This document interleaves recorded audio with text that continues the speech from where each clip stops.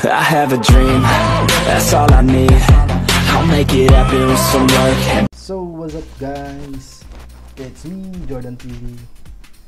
So gagawa tayo ng video tutorial guys sa kung paano mag top up sa Knives Out. So simulan na natin.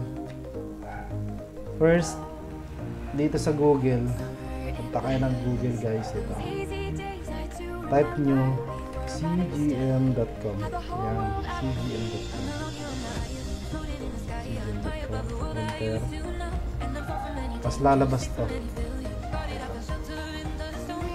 Ito mga games na to. Ito yung mga games na pwede magpapakapal. Pero napapansin nyo guys, wala dito yung Knives Out. So kailangan natin siyang hanapin. Patay tayo dito sa search.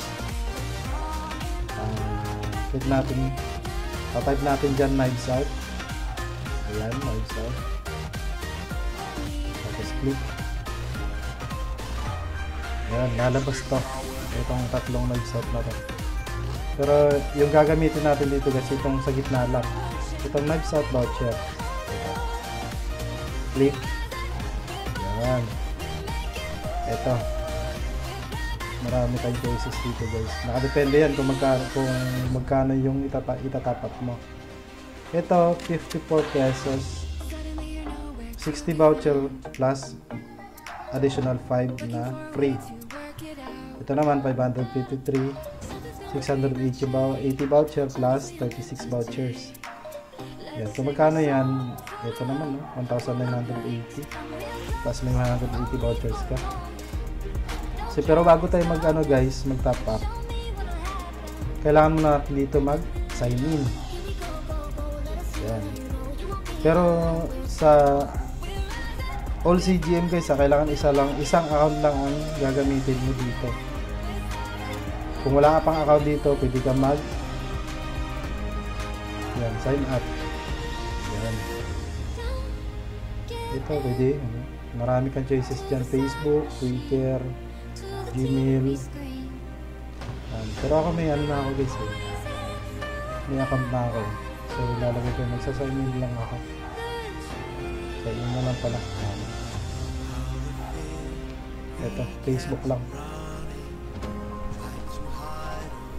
Antayin lang natin. Yun, nakapasok na. Ito, may Facebook na tayo guys. Nakapasok na siya.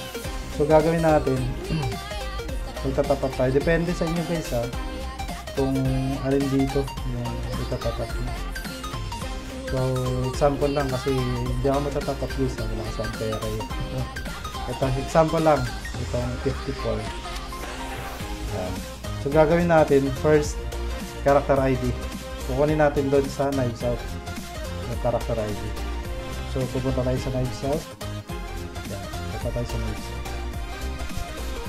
Itong profile pic natin sa Knives Out, ito, i-click natin to. Ayan. Tapos nakikita nyo to, Spiakashi, ito yung character name natin, ito naman yung ID natin. So gagawin natin, i-click natin itong parang libro, copy, tapos balik sa CGM, ayan, balik tayo ng CGM. Ipi-paste natin dito. So gagawin natin right click, paste. Ayan. Tapos balik ulit tayo sa Knives Out. Kukunin natin yung character name natin. Character name.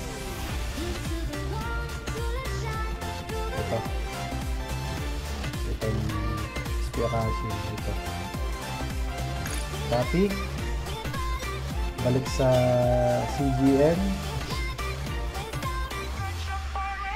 Balik sa CGM, right click ulit, paste. Tapos itong sa server guys, pipili ka lang dito sa tatlo kung saan ka naglalaro server. Tulad sa akin, sa Asia ako naglalaro, so Asia yung pipiliin ko kasi sa Asia ako naglalaro eh. So nandito na lahat, nakapag-sign in ka na, nilagay na yung ID mo, name, server, i-click na natin tong buy now. Buy now. So ito na yung lalabas. Buy now. So pay natin. Pay dito. Yan. So marami kang pagpipilian dito guys. Isa kang magbabayad. GCash, GCash Globe, Globe GCash, Paymaya, GrabPay, yan. Pero sa akin, mas prefer ko GCash. Kasi sa GCash ako dati tatapap eh. So, kikip natin itong GCash, and then Pay now. Lalabas to. So, kailangan mo dito ilagay yung GCash number mo. Send para ma-receive mo yung code. Tapos pag na-receive mo yung code, type mo na dito kung ano yung code mo. Tapos verify mo lang. Pagkatapos mo ma-verify na okay na siya, balik ka sa account mo. Dito. Sa account mo to. Punta ka sa my orders. Dito. My orders. Tapos lalabas dito yung record mo. Kung okay na siya, kung nabili mo na. Ito sa akin yung mga dati kong record.